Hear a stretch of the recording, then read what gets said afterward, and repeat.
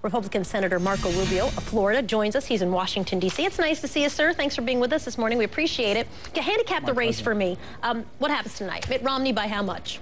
Well, I'm not going to speculate as to who's going to win. We're going to find out here fairly soon. Here's what I'm comfortable saying, though. I think that the winner of Florida is in all likelihood going to be the nominee of our party, and rightfully so. I mean, Florida, as you just said, is a mini America. I mean, virtually every issue that we want our nominee to be conversant on and convincing on is an issue they've had to confront here in Florida. And so we'll wait for the results. I don't know what they're going to be. We all follow the polls, but let's see, because we have, we don't have an election day in Florida. We have an election week. I mean, people have been voting in Florida now actually for more than a week with the absentee ballots. It feels like a year, having been down there a little bit. Let me ask you a question. You have not decided to endorse anybody. Jeb Bush, the former governor, has decided not to endorse anybody. The current governor, Rick Scott, has decided not to endorse anybody. Why not? Well, from my perspective, I can't speak for other people. I have, and I've known Speaker Gingrich for quite a while. He was helpful to me when I was actually in the Florida legislature, and I did a book that he helped us with called 100 Ideas for Florida's Future. And then later on, when I was running for the Senate, Governor Romney came to Florida and campaigned on my behalf and helped me out. So I think I get the answer there. Yeah, I mean, so bottom line is I had relationships with all these folks. And the other thing is, you know, I'm really kind of try to stay out of the endorsement game most of the time. I think especially for president, voters don't need you to tell them who to vote for. They're going to make up their minds, especially here in Florida. Okay, so you know there's some theories that go along with this, right? There's a theory that says that you're just not passionate about either of the two candidates, and that's why you don't support, throw your support behind one or the other. And there's another theory that kind of goes with that, that says you have your eyes on a run in 2016, and so that's why you prefer not to endorse anybody. Any truth to either of those?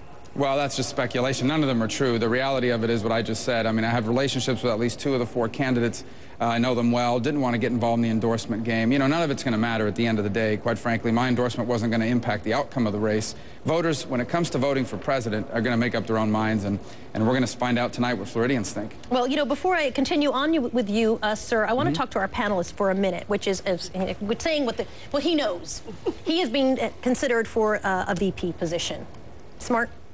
I think he'd be a great candidate for vice president. You're just saying that because he's listening in on this interview? No, look, I think he's Why? the way Take he off answers it. Well, first of all, I think being Hispanic is helpful. Being from Florida, which is a key state, is very critical for Republican chances. He's generationally right, reaching out to younger people. He's got great access to the party base and the Tea Party. You get 4 in 1. You agree? I do agree, totally. Right, so you can accept it, Senator Rubio? I was going to say. Yeah, I know. Well, that's great. I'm flattered. Thank you guys for your. We're just speculating. I'm not speculating. I'm asking. Are you going to? Yeah.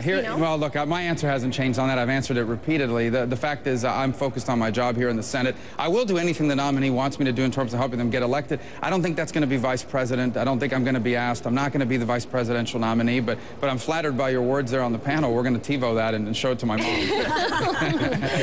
Moms love me. That's really kind of my demographic. Let me, last week we were talking about some comments that you had made where you said you're very disappointed in the negative tone, and you wish actually you sort of spoke up earlier about the negative tenor of the conversation. So let me play a little sampling of negativity from the candidates first, and then we'll talk about it on the other side. Gingrich was paid over $1.6 million by the scandal-ridden agency that helped create the crisis. And I offered advice, and my advice as a historian. An historian? Really? What kind of man would mislead, distort, and deceive just to win an election? This man would. Mitt Romney. Those voices, the people that get to the voiceover, they scare me. They really, what would man would You'll do? never see their face. Oh my gosh, it's scary. So as you get it closer and closer to today, really, it's gotten even more negative. Do you see a break coming from that or no?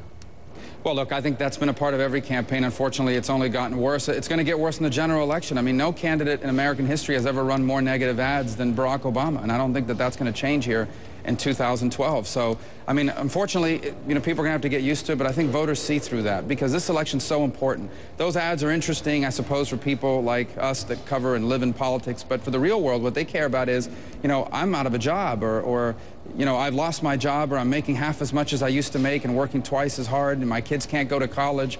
My son just graduated from college and can't find a job. My home is upside down. I mean, these are the real concerns of real people in the real world. And at the end of the day, the candidate that's going to win in 2012 is the candidate that speaks to those aspirations and also to those worries. And I hope that'll be the Republican nominee, and I'll do everything I can, and the rest of us around here will, I think, to make sure that that happens. Gosh, I see why they want you to be the VP. Okay, we got to take a commercial break. I'm going to ask you to stick around, and we'll talk to you on the other side of that commercial break in just a moment. We got Senator Marco Rubio joining us from the state of Florida. We're back in just a moment.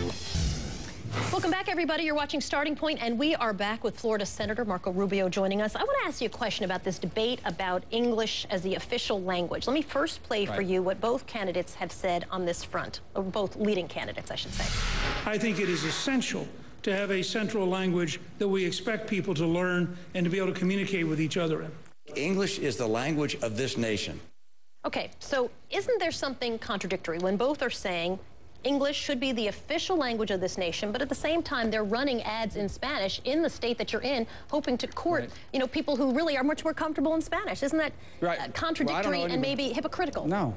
Well, I don't think so. I think this issue is always analyzed the wrong way. No one's talking about banning Spanish. On the contrary, I think people should speak as many languages as they can learn. That's an advantage economically and culturally, etc. But there has to be one language that everybody in America speaks. But you there can speak as doesn't. many I mean, but why does there have to be, right? Because we haven't. But we haven't No, but in terms of government, no, but there has to be a unifying language. I mean, you can't have a nation where you speak 50 different languages. I mean, and I think it makes sense. The vast majority of Americans, our heritage is that as an English-speaking nation. All of our governmental documents are in English, the founding documents of this nation. But you know the reality of this would be, right, that you wouldn't have ballots that would have English and Spanish. You'd only have ballots in English and other things like that. So the actual practical implications... That doesn't bother me as much. But the ballots don't bother me as much. I don't think anyone's talking about prohibiting that. My name is spelled the same way in English and in Spanish, for example, so I don't think that's as big an issue. You can confront that at the state level. I don't think they should ban Spanish ballots, because certainly voting is a fundamental right. But what we're talking about here, is there going to be an official unifying language of our country? Yes, it should be the English language. It's the official language of Florida, and the world hasn't ended there. And we haven't had an official language, and the world hasn't ended there either. All right, let's move on, because I want to ask you a question about this poll that says that, can we throw that up on the screen? It's from ABC News, Univision, a Latino Decisions poll, and it says people are more or less likely to vote Republican if you are on the ticket. And they say more, 42%, we're talking about Republicans in the state of Florida. If you're on the ticket, no effect, 31%, and less at 20%. So when you see a poll like that, what kind of calculations are you doing in your head? No, it's irrelevant, because I'm not going to do it. I mean, I certainly have never made decisions based on polls. I mean, you've seen the number of polls that come out. They all show different things. God, yes. I live with the polls. These polls, I know, but these polls change literally overnight because something happens. Number two, I'm not thinking about the vice presidency or anything of that nature. At the end of the day, no, these campaigns aren't decided in theory. They're going to be decided by people, hopefully a nominee on the Republican side that's going to go out and say, look, this gentleman who's now the president of the United States has been in office for 3.5 years. Yes, he inherited a difficult economy. Yes, he inherited high unemployment. But he got everything he wanted the first 2 years he was president, and it only made things worse. And now he's asking for a 4-year contract extension. Does he deserve it? Because if he doesn't deserve it, it's time to try something different and someone different. You sound like a guy who would say yes if he were asked to be vice president. I gotta tell you. Well, I know. I appreciate you thinking that. No, I'm telling you, I'm focused on the United States Senate. And by the way, these issues that we're talking about are relevant here in the United States Senate, where we're starting to debate. Hopefully, we're going to start debating some of these job creation issues. And look, Washington is a frustrating place. I filed a bill late last year with Senator Coons, a Democrat from Delaware. This bill basically had in it everything that Republicans and Democrats agree on. We can't get the bill to move around here. These are the things we agree on. That's why it's called the Agree Act. Tom Davis is here, and he is nodding his head yes. You know that, of course, he has left Congress, and he's sort of, you're nodding your head yes, they can't get it done. Did it feel like that in Congress for you? It was getting that way, and it's getting worse. But I just say Senator Rubio may be a freshman, but he's no rookie. He's doing a great job in trying to work bipartisan. The problem is leadership in both parties don't want these things to move. They just get stymied. I know it's frustrating for the members. All right, we've got Senator Marco Rubio joining us. Thank you. We appreciate your time, sir. Thank you. Thank you. Let me know if you change your mind on the VP thing. We'd like to talk about it.